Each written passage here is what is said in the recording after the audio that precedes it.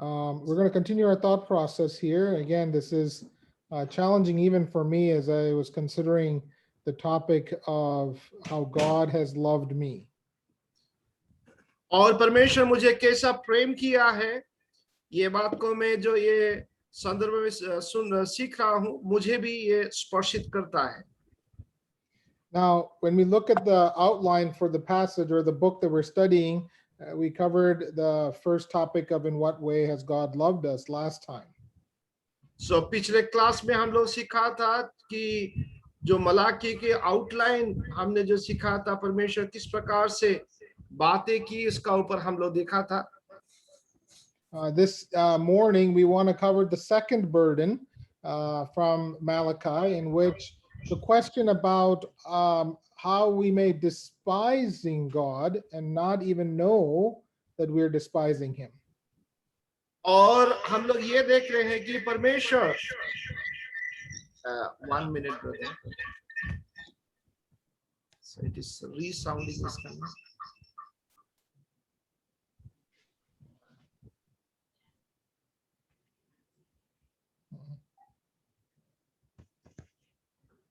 Okay.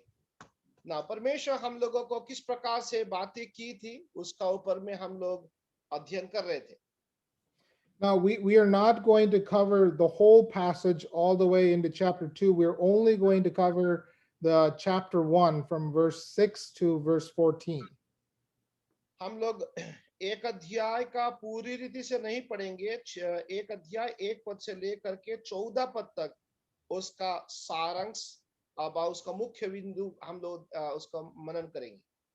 I trust that you've read the passage, and as we think about the love of God, you'll notice at the very end of our previous passage in verse 5, the Lord actually says that his name will be magnified even beyond the borders of Israel. और पिछले class में हम लोग मनन किया था कि एक अध्याय मलाकी 1 अध्याय 5 पद में कि तुम्हारा जो आंखें है, तुम्हारी आंखें इससे देखेगी और तुम कहोगे यहोवा की प्रताप इस्राएल का सीमा से आगे भी बढ़ता जाए. I am very thankful to the Lord that this is a true and prophetical statement, because I'm not from Israel, I am not Jewish, and yet I can see from God's word that God loved me. His love wasn't only for Israel, his love was for the whole world. और हम लोग देखते हैं कि परमेश्वर का वचन से मैं समझता हूं, परमेश्वर इस्राएल के लिए प्रेम किया था, लेकिन परमेश्वर मुझे प्रेम किया है और उसका वचन मुझे प्रेम किया है बल्कि मैं समझ सकता हूं. Sometimes there's been a question that has come up in which people have asked, why does God choose Israel? And it seems that he chose Israel and the rest of the world is ignored. This is not a true statement. God chose Israel as a testimony to the whole world in the Old Testament. और पुराना नियम में परमेश्वर इस्राएल को चुना था क्योंकि सारे समग्र जाति के लिए एक गवाही के कारण इस्राएल हो, इसीलिए इस्राएल को परमेश्वर ने चुना था. Because man rebelled against God, God chose a small group of people who were least in numbers, and through them showed the world what the true love of God is, so that the world would come to God himself to worship him. और परमेश्वर ने जब परमेश्वर का विरुद्ध में लोगों ने परमेश्वर का विरुद्ध में कार्य किया, एक छोटा सा झुंड को परमेश्वर ने चुना और सारा संसार को ये बताना चाहा कि परमेश्वर ने ये छोटा सा झुंड के द्वारा परमेश्वर को प्रेम को प्रकट किया. For example, when the children of Israel left Egypt and God redeemed them out of Egypt, it wasn't just Jewish people that left Egypt. Egyptians, some of the Egyptians went with them and left Egypt also. और हम लोग जानते हैं कि जब लोग इस्राएल लोग मिस्र में थे, तो परमेश्वर ने मिस्र से जो इस्राएल को निकाल रहे थे, वो इस्राएल लोगों के साथ मिस्री लोग भी जो प्रभु पर विश्वास किया है, ये लोग भी इस्राएल के साथ जुड़ गए और निकल गए। Later on, when you come to the book of Joshua, we see Joshua coming to the city of Jericho, where Rahab and all her family chose to follow the God of Israel, the true God, in saying that he is the true and powerful God. She wasn't Jewish, she was a Gentile who followed the God of Israel. और ये जो लोग आगे जब हम लोग आते हैं, देखते हैं कि यहोशू को आगे जा करके ये जो मिस्री लोग कह रहे हैं कि जो यहोवा परमेश्वर ही सच्चा परमेश्वर, हम उसी का पीछे चलेंगे बोल के ये मिस्री लोग यहोशू को कह रहे हैं। Later on, we see the story of Ruth.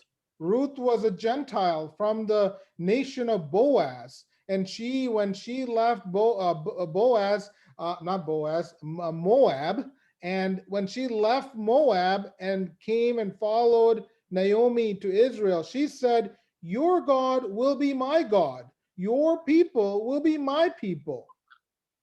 और बाद में हम लोग जब आते हैं रूत का जीवन का बारे में जब देखते हैं, रूत एक मोआबी स्त्री थी और मोआब को छोड़ करके जब नोमी के साथ जुड़ी और नोमी को इस प्रकार का कही कि तुम्हारा परमेश्वर मेरा परमेश्वर होगा, तुम्हारा जन मेरा जन होगा, और तू जहां टिकेगी मैं वहां रहूंगी बोल के रूत नोमी को कह रही है। You see, the purpose of God showing love to Israel was to be that Israel to be a testimony to the rest of the world, so that the rest of the world would want the love of God and turn to Him in worship and obedience.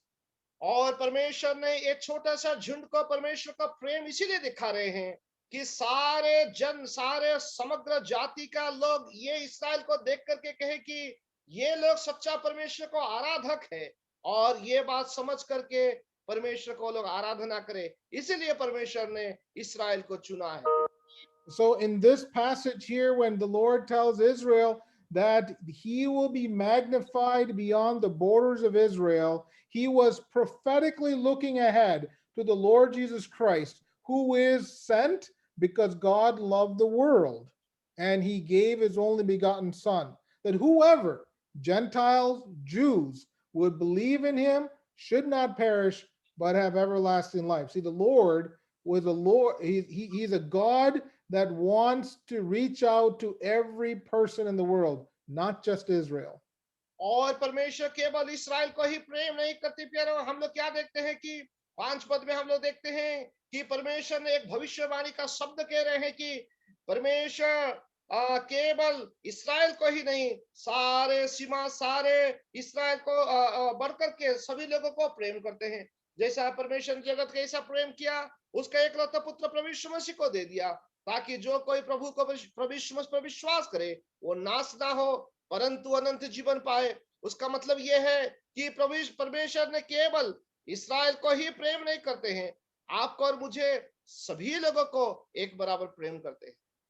So this morning, if you have not received Jesus Christ as your personal Savior, know this, that the God of Israel and the God that we see in the New Testament, the Lord Jesus Christ, is the same God. He loves you, He loves me, and He wants you to receive Him as your personal Savior and have a loving relationship with Jesus Christ. और आज अगर प्रभु यीशु मसीह को कोई अगर ग्रहण नहीं किया है, जो पुराना नियम का जो यहोवा परमेश्वर है, नया नियम का प्रभु यीशु मसीह आपको अभी भी वो प्रेम करते हैं और ये कहते हैं कि अगर प्रभु यीशु मसीह को आप ग्रहण नहीं किया है, यीशु को ग्रहण करें और प्रभु यीशु मसीह का संतान आप बन सकते हैं।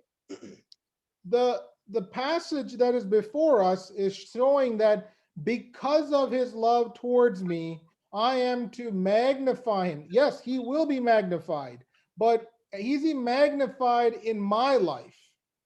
और प्रभु यीशु मसीह का प्रेम के द्वारा परमेश्वर मेरा जीवन के द्वारा वो महिमान्वित होना है। The question is, how should the Lord be magnified in my life? और प्रश्न यहाँ पे उठता है कि प्रभु मेरा जीवन के द्वारा वो कैसा महिमान्वित होंगे। Now, this is a very broad subject, and we're not going to cover everything. We're only going to look at the two examples that are given to us in this passage on how to magnify the Lord in our life. और हम लोग पूरी रीति से पूरा Passage का पूरा अध्ययन का अध्ययन नहीं करेंगे। दो बातें को हम लोग मनन करेंगे कि परमेश्वर हमारा जीवन के द्वारा वो कैसा महिमान्वित होंगे। If he has loved me and I have experienced it, the Lord is saying, as a son honors his father and as a servant his master, if then I am the father, where is my honor? And if I am a master, where is my reverence, says the Lord of hosts. और यहोवा परमेश्वर ये कहता है, पुत्र पिता को और दास स्वामी को आदर करता है। यदि मैं पिता हूं तो मेरा आदर कहाँ है, और यदि मैं स्वामी हूं तो मेरा भय मानना कहाँ है। सेना का यहोवा तुम याजकों से यह कहता है। Now, in this passage, we see that God is saying we should magnify him as a father who is honored or a master who is reverenced. और हम लोग यहाँ पे देखते हैं कि पिता पुत्र को जिस प्रकार से आदर करता है और दास स्वामी को जैसा आदर करता है, वैसा हम लोग भी परमेश्वर को आदर करना चाहिए। Now, before we look at how we should magnify him as a father and a master, let me ask one more question that we can try to answer, and that is, if a person has experienced the love of God, how do they get to a point in their life where they are despising God? और हम लोग यहाँ पे एक प्रश्न और आपको मैं पूछना चाहता हूँ कि परमेश्वर का प्रेम कि जो पाने वाले लोग, जो अगर जो लोग नहीं पाए हैं, वो लोग परमेश्वर को किस प्रकार से अनादर करते हैं। और दूसरी भाषा में अगर मैं कहना चाहता हूँ कि Now, I don't want to again share my opinion. I hope I'm able to show from God's word how this happens. So let me give you an example from the church of Ephesus. और मैं एक उदाहरण बताना चाहता हूँ कि Ephesus का कलीसिया से एक उदाहरण लेके आप लोग के सामने मैं बताना चाहता हूँ। Now, the church of Ephesus was a very prominent church in the New Testament. और नया नियम में एफिसियों का कलीसिया बहुत महत्वपूर्ण कलीसिया है बोल के हम जानते हैं। It is clearly seen in the letter to the Ephesians that Paul wrote that the church at Ephesus has experienced the love of God. और हम लोग जानते हैं कि एफिसियों का कलीसिया परमेश्वर का प्रेम को अधिक से अधिक वो लोग अनुभव किया है, और वो लोग अनुभव किया बल्कि हम लोग प्रभु का वचन से पढ़ते हैं। Notice what it says in Ephesians chapter 1, verse 17 through 19, where we read that Christ may dwell in your hearts through faith, that you, being rooted and grounded in love, may be able to comprehend with all the saints what is the width and length and depth and height, to know the love of Christ, which passes knowledge, that you may be filled with all the fullness of God. और एफिसियोस का 1 अध्याय 17 से 19 पद में हम लोग ऐसा पढ़ते हैं कि हमारे प्रभु यीशु मसीह के परमेश्वर जो महिमा का पिता है, तुम्हें अपने पहचान में ज्ञान और प्रकाश की आत्मा दे, और तुम्हारे मन की आंखें ज्योतिर्मय हो कि तुम जान लो कि उसकी बुलाहट की आशा क्या है, और पवित्र लोगों के उसके मिरास के महिमा का धन कैसा है, और उसके सामर्थ हम में जो विश्वास करते हैं कितनी महान, और उसकी शक्ति के प्रभाव में उसके कार्य के अनुसार। You'll notice from this passage that Paul is praying that the church would understand that they are surrounded by the love of God. Notice It doesn't matter if you look up, it doesn't matter if you look down, or if you look to your left or to your right. You are surrounded by the fullness of God, and that is the experience that the church has seen. और इफिसियों का कलीसिया ये देखा कि चारों ओर है, आगे है, पीछे है, ऊपर, सब जगह में परमेश्वर का प्रेम, वो लोग परमेश्वर का प्रेम से वो लोग घिरे हुए हैं। Even when you consider the fact that God had sent many different workers to that church. You think about Paul, you think about Timothy, you think about John the apostle who worked in that church. Tradition tells us Mary, the mother of Jesus Christ, lived in Ephesus and attended that church. Aquila and Priscilla, Apollos. And you look in the New Testament, the church at Ephesus received more letters from different people than any other church in the New Testament in the New Testament that we see. और हम लोग ने नया नियम में एक उदाहरण स्वरूप में बताना चाहता हूं कि ये इस कलीसिया में कितना सारे लोगों ने सेवा किया है। पौलुस, जो एफेसस का पुस्तक जो लिखते हैं, उन्होंने तिमोथियुस, यूहन्ना, जो प्रेरित, जो प्रकाशित वाक्य दूसरा अध्याय में वो बोलते हैं, मेरी प्रभु यीशु मसीह का जो माँ है, इतिहासकार कहते हैं कि उसका आखिरी जीवन में वो एफेसस में थी। अकीला और प्रिस्किल्ला और अपोलो, ये सारे लोग इस कलीसिया में सेवा दिया है। But and from the outside, and you look at this church, they were doing all the right things.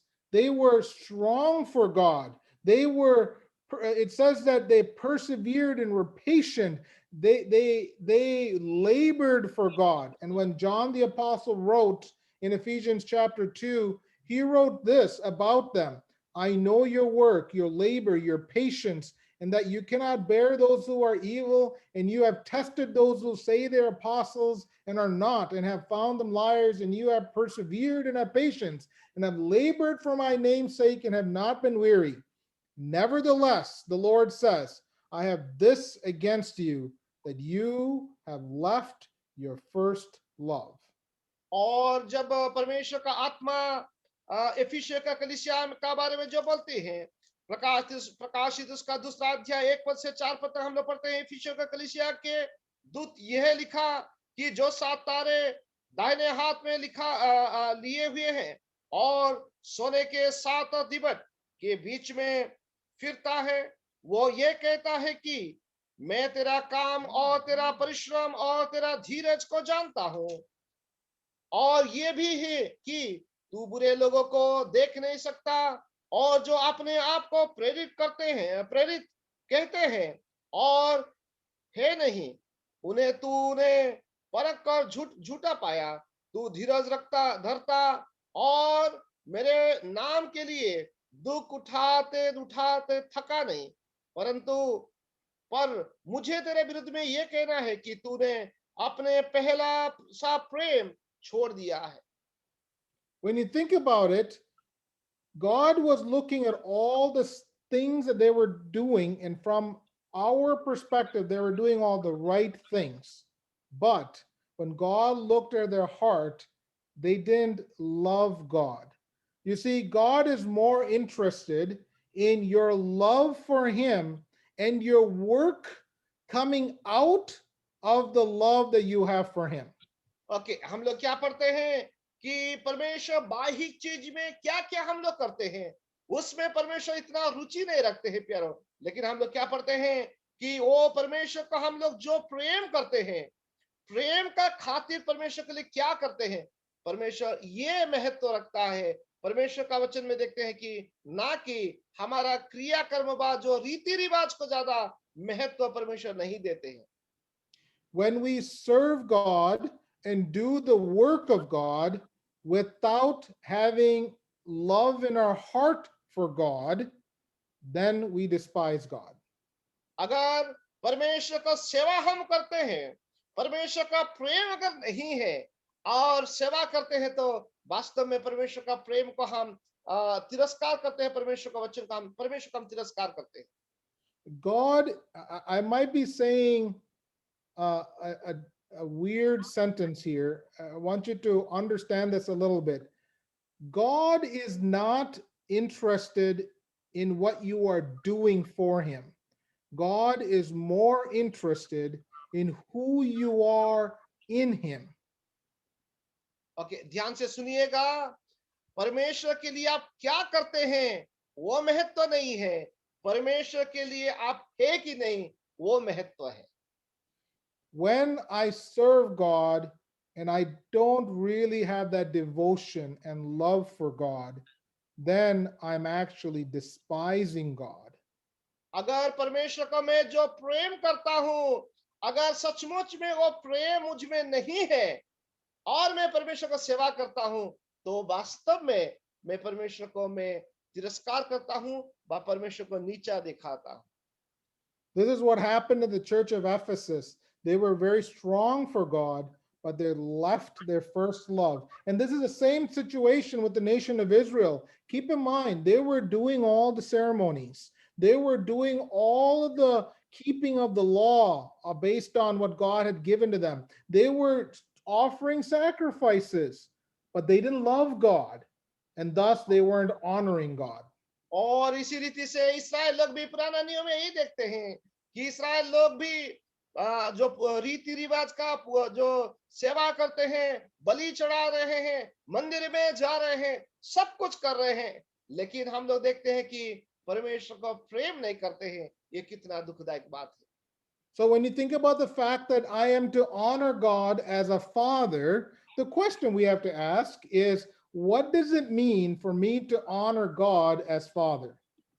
और जब मैं परमेश्वर को अपना पिता तुल्य परमेश्वर को प्रेम करना चाहिए व आदर करना चाहिए, उसका मतलब क्या है कि मैं कैसा मैं परमेश्वर को प्रेम आदर करूं। So let's look at Jesus Christ as our example in this case. आइए हम लोग प्रभु यीशु मसीह को एक उदाहरण स्वरूप देखते हैं कि इसमें प्रभु यीशु मसीह क्या कहते हैं। मत्ती या We see in Mark chapter 14 where the Lord Jesus Christ calls God the Father Abba Father. और मरकुस लिखे सुसमाचार 14 अध्याय में पढ़ते हैं कि प्रभु यीशु मसीह पिता को कहते हैं अब्बा पिता। This is where he is at the Garden of Gethsemane and he is looking ahead to the work on the cross that he will have to go through and the suffering and the pain that he has to go through. And he approaches God the Father and says, Abba, Father.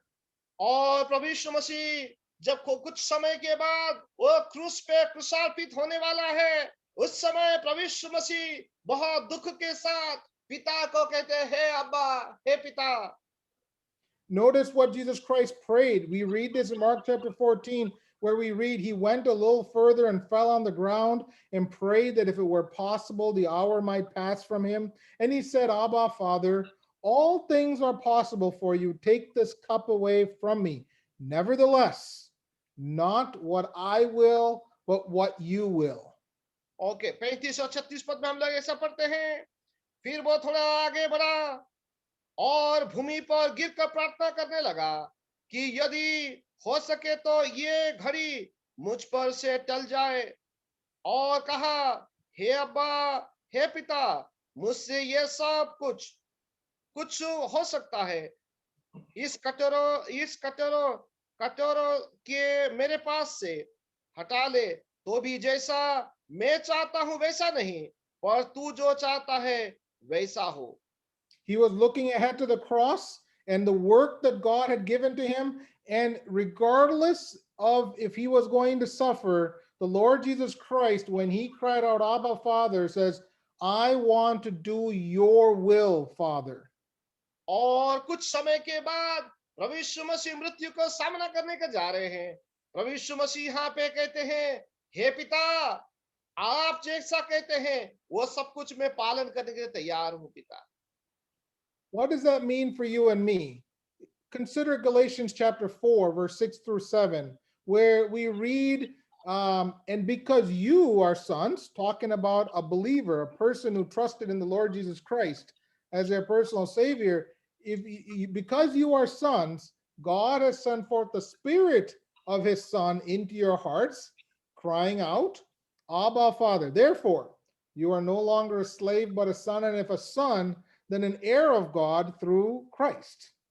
हम लोग क्या पढ़ते हैं एफिसियंस का गलतियों 4 अध्याय 6 से 7 पद में ऐसा पढ़ते हैं, और तुम जो पुत्र हो इसलिए परमेश्वर ने अपने पुत्र को आत्मा को जो हे अब्बा हे पिता कह कर पुकारता है हमारा हृदय में भेजा है।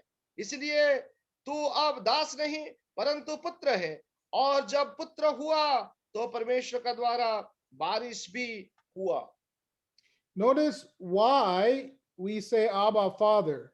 We say Abba Father because the Holy Spirit is sent into our hearts and the Holy Spirit is controlling us.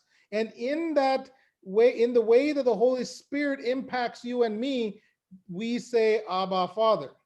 और पवित्र आत्मा जो हमको दिया है, पवित्र आत्मा हमको नियंत्रण करता है, और पवित्र आत्मा हमको अगुवाई करके कहता है कि हे अब्बा हे पिता। Why do I say Abba Father? Why does the Holy Spirit lead us to say Abba Father? We find this in Romans chapter 8, where और क्यों हे अब्बा हे पिता बोल के कहते हैं, हम लोग उसका बारे में अगर पढ़ेंगे रोमियो उसका 8 अध्याय 14 से लेकर 17 पद। in Romans chapter 8, we read this in verse 14 through 17. For as many as are led by the Spirit of God, these are sons of God. We heard that before. For you did not receive the spirit of bondage again to fear, but you received the spirit of adoption by whom we cry out, Abba, Father. The Spirit himself bears witness with our spirit that we are children of God, and if children, then heirs, heirs of God, and joint heirs with Christ.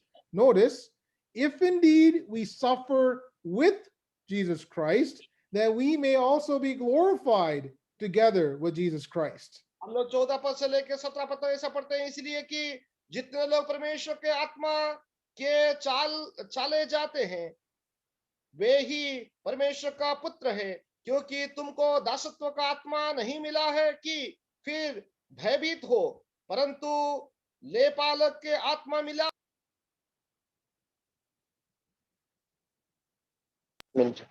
जिससे हमको अब्बा हे पिता कहकर पुकारते हैं। आत्मा आप ही हमारे आत्मा को साथ गवाही देता है कि हम परमेश्वर का संतान है, और यदि संतान है तो बारिश भी, परंतु परमेश्वर के बारिश और महिमा के संगीत बारिश है कि जब हम उसके साथ दुख उठाते हैं उसके साथ महिमा भी पाए। I honor God as Father when I follow the example of the Lord Jesus Christ and am willing to call him Abba Father and go suffer for the God himself. और परमेश्वर के लिए कोई भी बात कोई कार्य के लिए मैं दुख उठाने के लिए तैयार हूं, उसके लिए मेरा पिता जो मुझे कहते हैं वो बात सुन करके मैं उसको पीछे चलने के लिए तैयार।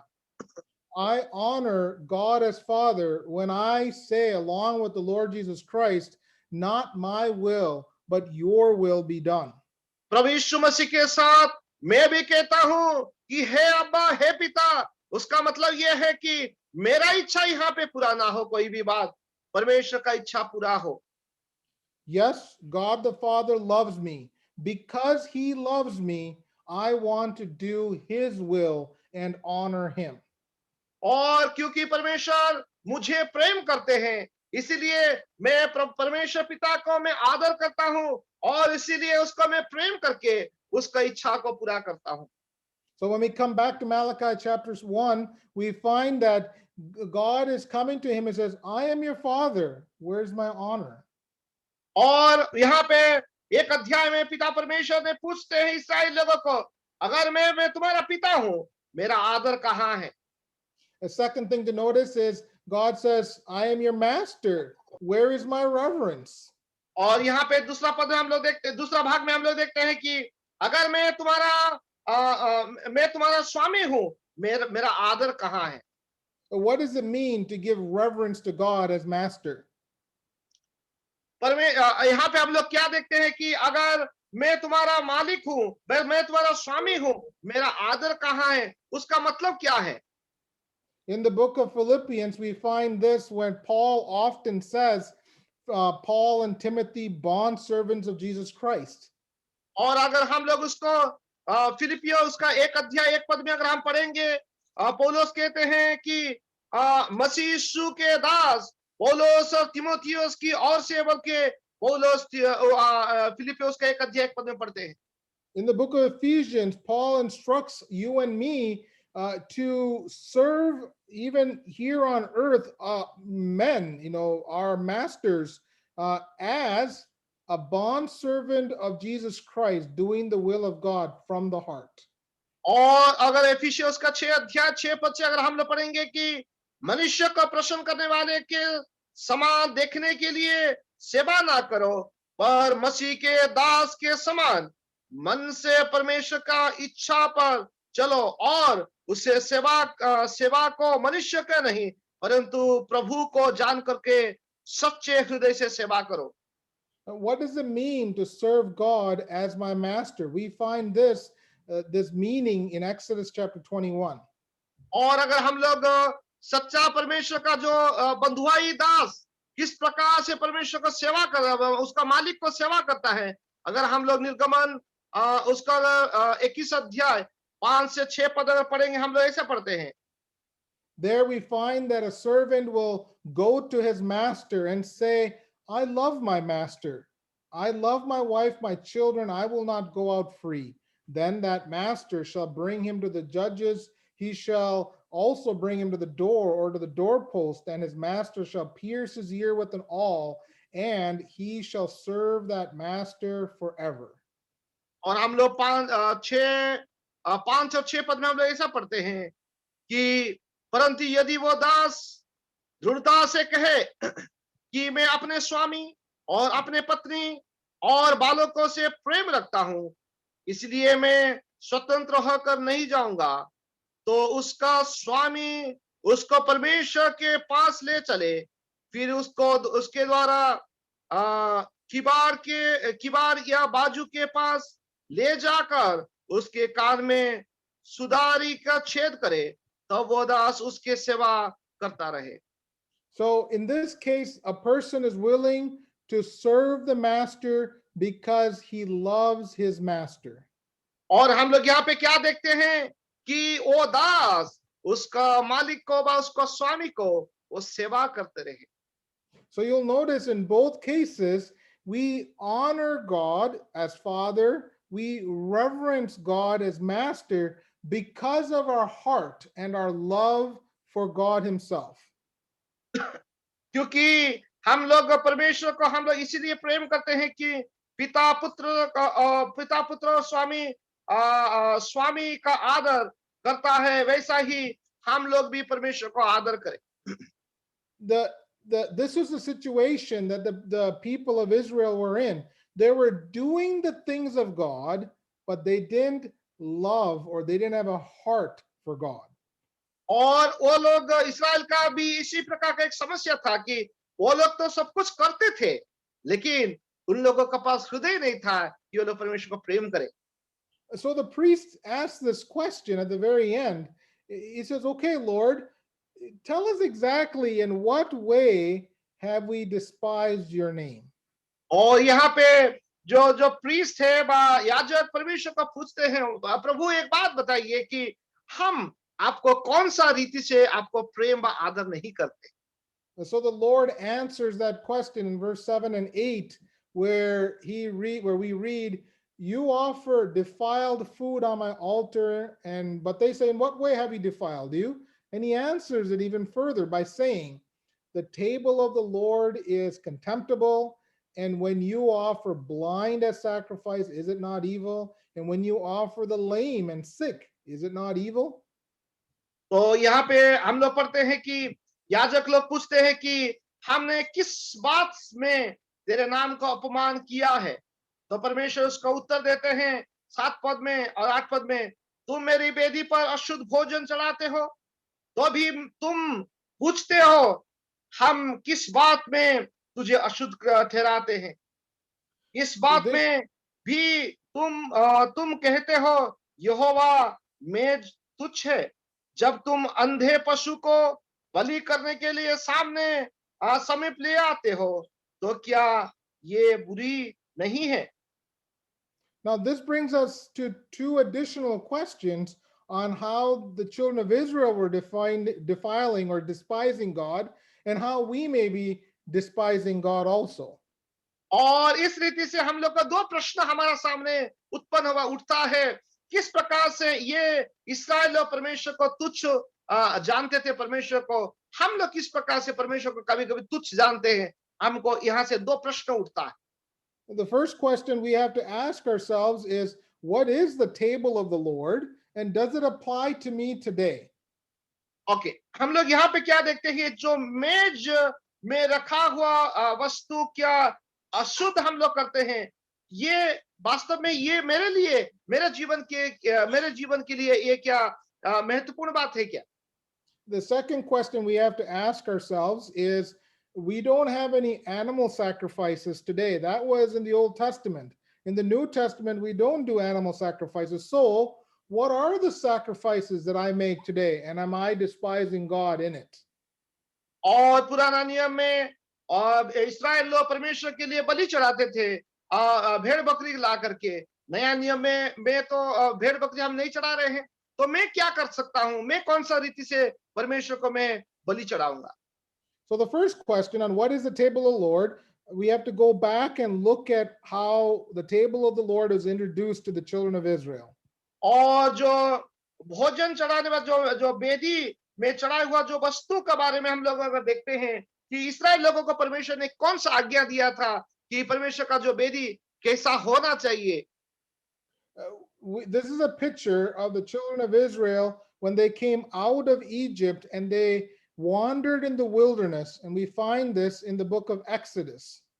और जब अगर निर्गमन का पुस्तक उसका 25 से 31 अध्याय अगर पढ़ेंगे, वहां पे हम लोग देखते हैं कि इस्राएल लोग मरुभूमि में भटकते रहे और परमेश्वर उनके साथ किस प्रकार से वार्तालाप किया हम लोग देखते हैं।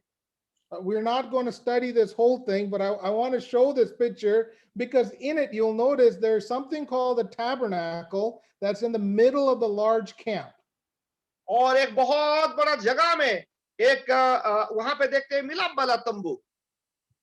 Now, inside the tabernacle, and that is this box right here, inside it, there are 4 different furnitures that are inside the tabernacle.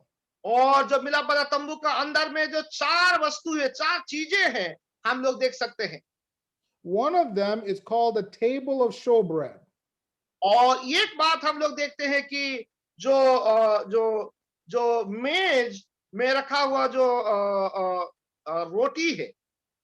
Now, on the table, there are 12 pieces of bread, and this was a reminder that God will provide for his people.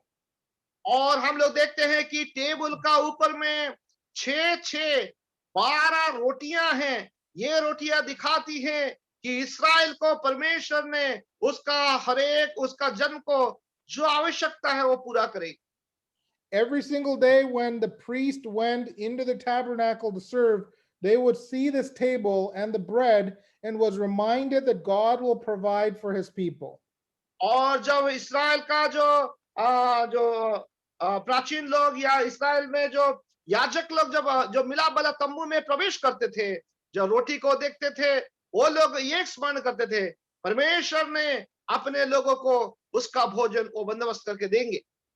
David even tells us in Psalm 23 that the Lord will prepare a table in the presence of my enemies, so that even when so many problems are around me, God will continue to provide for me.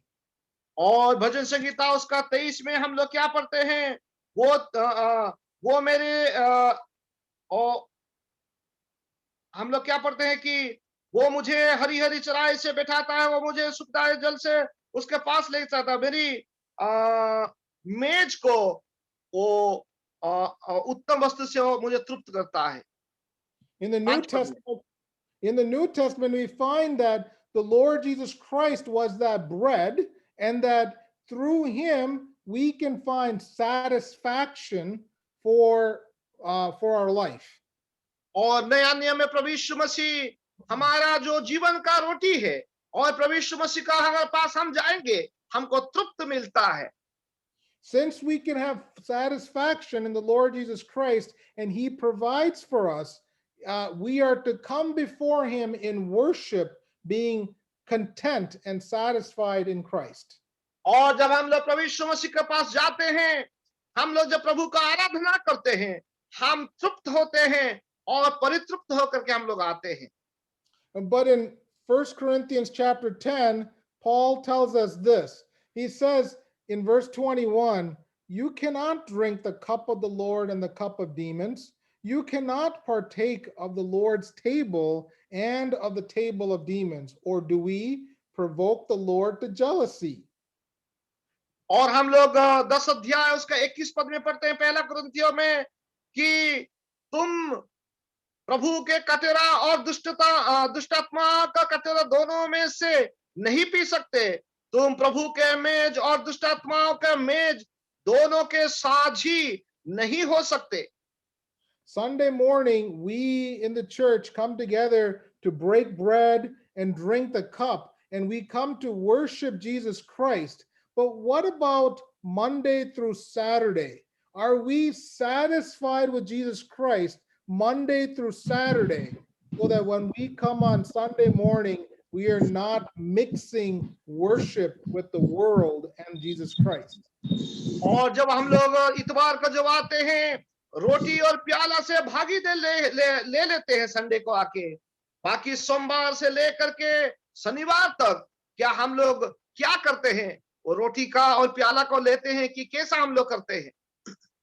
You see, what was happening with Israel was when they came to worship God, they saw the bread on the showbread, on the table of showbread, and they were looking at it and saying, oh, this is not that tasty.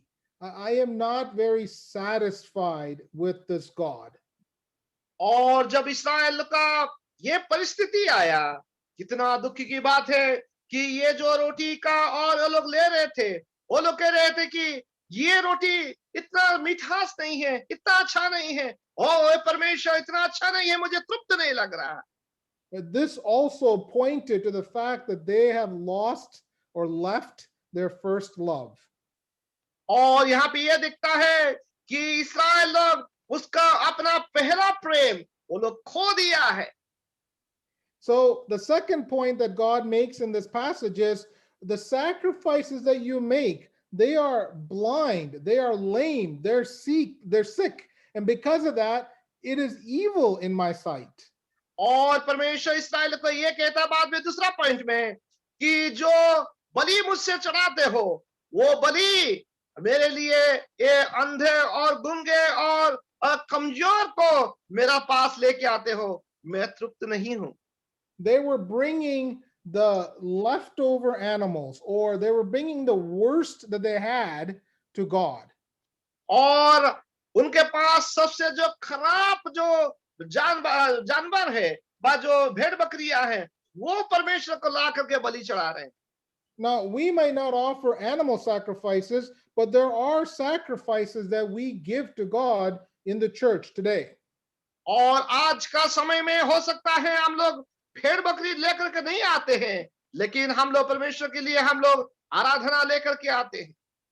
David tells us in 2 Samuel that I will offer sacrifices that cost me something. I don't want to offer something that doesn't cost me anything. It has to cost me something to sacrifice to God. और 24 अध्याय उसका 24 पद में हम लोग ऐसा पढ़ते हैं कि पहला दूसरा सामुएल 24 अध्याय 24 पद में हम लोग ऐसा पढ़ते हैं कि राजा ने औरना से कहा, ऐसा नहीं, मैं ये वस्तुएं तुझसे अवश्य दाम देकर लूंगा। मैं अपने परमेश्वर यहोवा का शेत में से हम बलि नहीं चढ़ाने का। अतः दाऊद ने खलिहान और बेलों को चांदी के 50 शेकल में से मोल लिया। Now, let me give you some examples of things that we sacrifice today. और एक कुछ उदाहरण मैं आप लोग को देना चाहता हूं कि क्या-क्या हम लोग परमेश्वर के लिए हम लोग बलि चढ़ाते हैं। Hebrews chapter 13 tells us this, Therefore, by him, let us continually offer the sacrifice of praise to God. That is the fruit of our lips, giving thanks to his name. और हम लोग 13 अध्याय 15 पद से लेकर के 16 पद तक हम लोग ऐसा पढ़ते हैं, इसलिए हम उसके द्वारा स्तुति रूपी बलिदान अर्थात उन होठों का फल जो उसके नाम का अंगीकार करते हैं परमेश्वर का सर्वदा चढ़ाए करे। भलाई करना और उदारता दिखाना ना भूलो, क्योंकि परमेश्वर ऐसा बलिदान से प्रसन्न होता है। When we say praise the Lord, do we say it because of our love for him, or do we say it out of habit? और जब हम लोग प्रभु को प्रेज दल और प्रभु का स्तुति हो जो कहते हैं, कि जस्ट एक मुख का शब्द से कहते हैं कि संपूर्ण हृदय से कहते हैं कि प्रभु का स्तुति हो। When something goes wrong in my life, am I willing to say praise the Lord? जब हमारा जीवन से कुछ गलती हो जाता है, क्या हम लोग ये कहेंगे कि प्रेज द लॉर्ड व प्रभु का स्तुति हो? Do I only say praise the Lord on Sunday, or do I say praise the Lord Monday through Saturday also? क्या केवल इतवार का दिन में जब चर्च में जाते हैं उसी समय कहते हैं कि प्रभु का स्तुति हो, बाकी का समय सोमवार से लेकर के शनिवार तक क्या हम प्रभु का स्तुति करते हैं? That is the fruit of our lips, and that is a sacrifice of praise to our God. और जो परमेश्वर का जो स्तुति करते हैं, हमारा हृदय रूपी बलि परमेश्वर को हम चढ़ाते हैं। The second thing we notice in this verse is also not to forget to do good and to share, for with such sacrifices God is well pleased. और हम लोग क्या पढ़ते हैं कि भलाई करना ना भूलना, क्योंकि ये परमेश्वर के ऐसा बलि से प्रसन्न होते हैं। God wants all people to do good and to share. और परमेश्वर चाहते हैं कि सभी लोग अच्छा काम करें और परमेश्वर का सेवा करें। I realize at times we may not have the resources to be able to share, but when God provides and gives us resources, share. And that is a sacrifice that God is well pleased with. कभी कभी हमारा हाथ में पैसा नहीं होता है तो हम लोग दूसरे को मदद नहीं कर पाते हैं, लेकिन जब हमारा हाथ में जब पैसा आ जाता है तो उसके बाद हम लोग दूसरे को मदद करना चाहिए। Now, another sacrifice that we see in the New Testament is when Paul, at the end of his life, he said that I'm being poured out as a drink offering at the end of his life. And he says, I have fought the good fight, I have finished the race, I have kept the faith. And so, this sacrifice is a life that is offered to God till the very end. और पौलुस का जीवन में हम लोग देखते हैं दूसरा तीमुथियुस का 4 अध्याय 6 पद में, क्योंकि अब ये अर्थ है कि समान उंडेल जाता है और मेरे कुछ का समय आ पहुंचा है। पौलुस यहाँ पे ये कहते हैं कि मेरा जो बलि चढ़ाने का समय आ चुका है, और उसके बाद 7 पद में पढ़ते हैं कि मैं अच्छी कुश्ती लड़ चुका हूं, मैंने अपने दौड़ पूरी कर ली है, मैंने विश्वास को रखवाली की है। Now, another sacrifice that we can see in the New Testament is found in Romans chapter 12 and verse 1, where we see, I beseech you, therefore, brethren, by the mercies of God, that you present your bodies a living sacrifice, holy, acceptable to God, which is your reasonable service. And do not be conformed to this world, but be transformed by the renewing of your mind, that you may prove what is that good and acceptable and perfect will of God.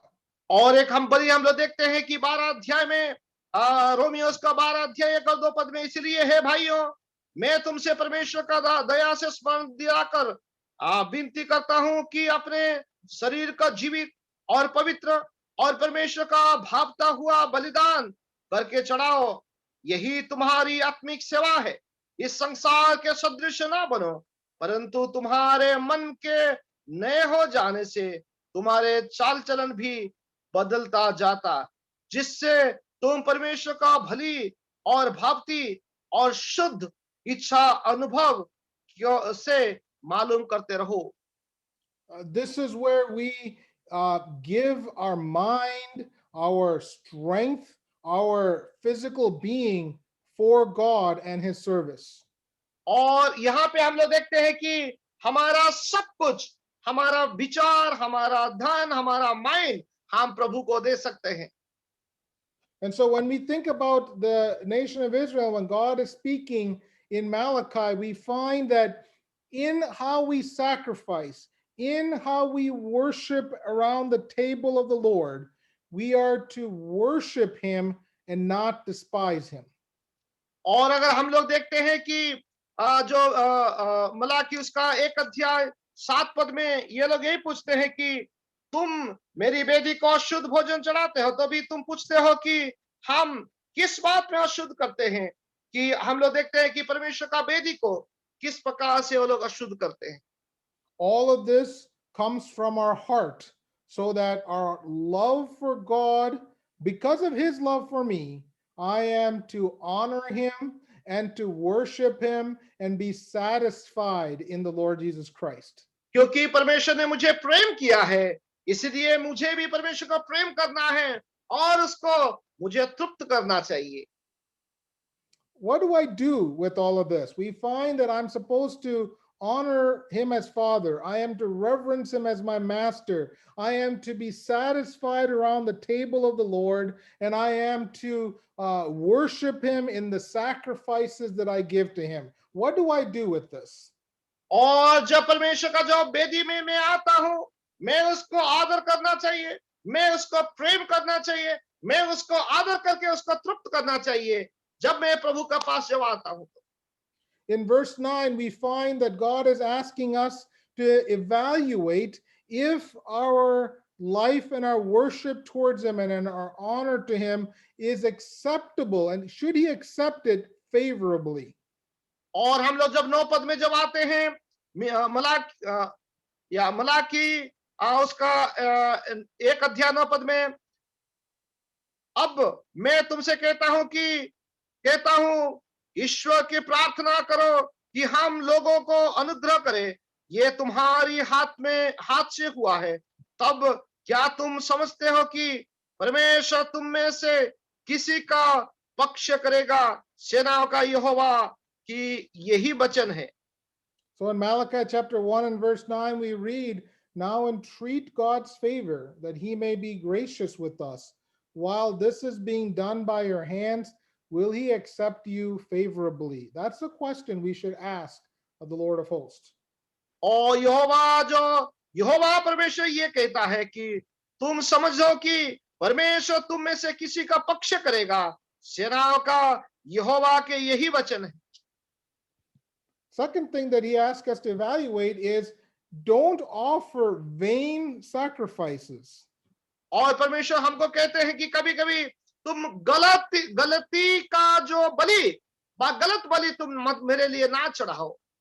In verse 10 and 11, we read this. Who is there even among you who would shut the door so that you would not kindle fire on my altar in vain?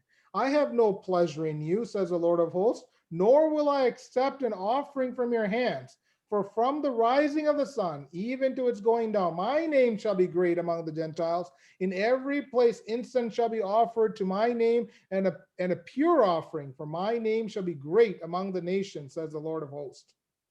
10 और 11 पद में हम लोग ऐसा पढ़ते हैं, भला होता कि तुम में से कोई मंदिर को विखार को बंद करता, कि तुम मेरी वेदी पर व्यर्थ आग जलाने ना पाते।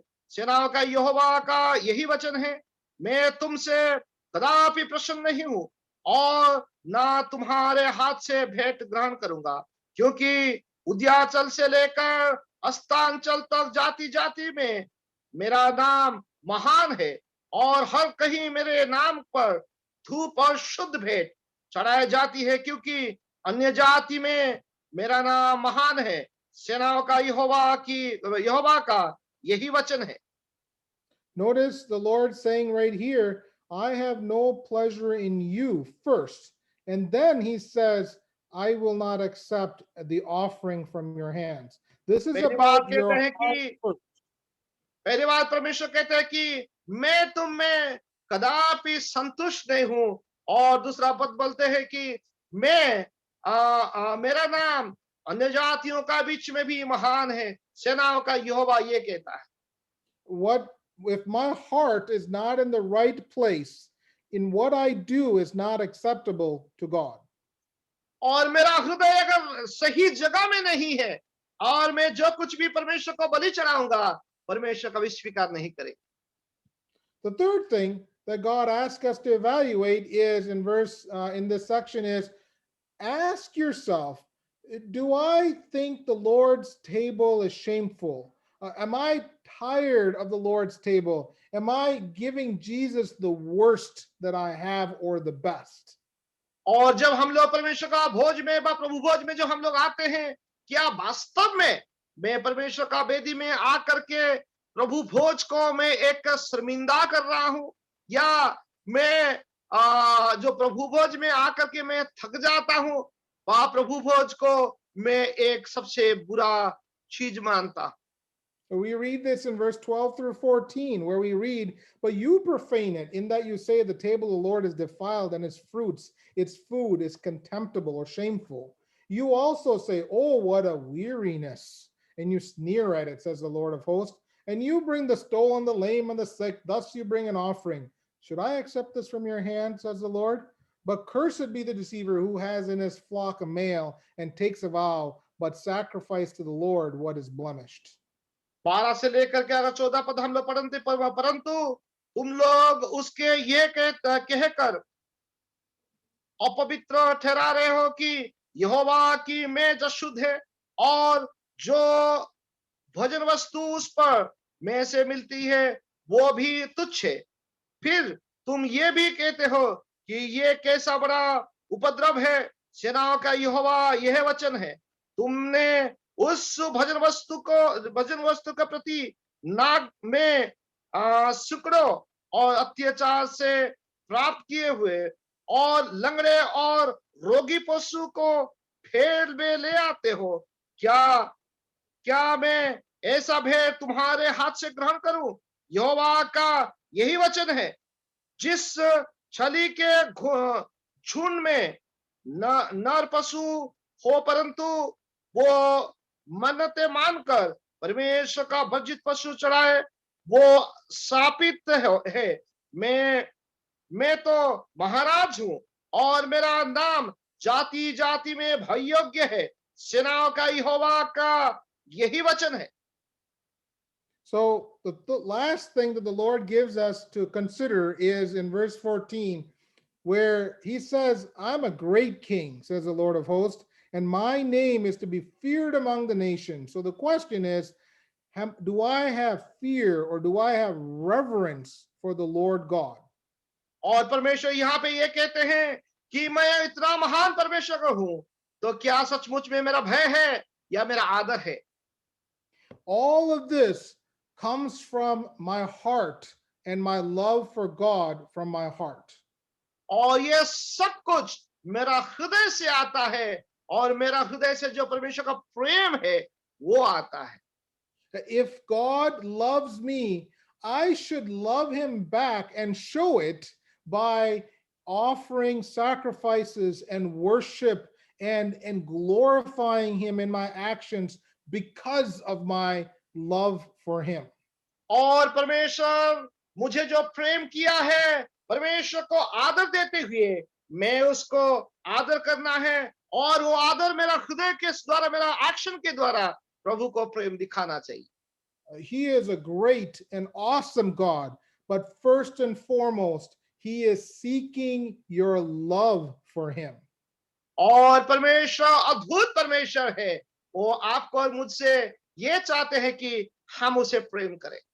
I pray that as we continue to live in this world, and even for eternity future, that we and our hearts will be drawn closer to Jesus Christ because of his great love for us, and we would worship him because of that.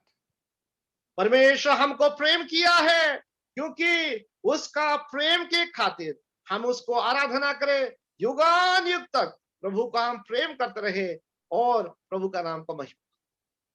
I love you, says the Lord.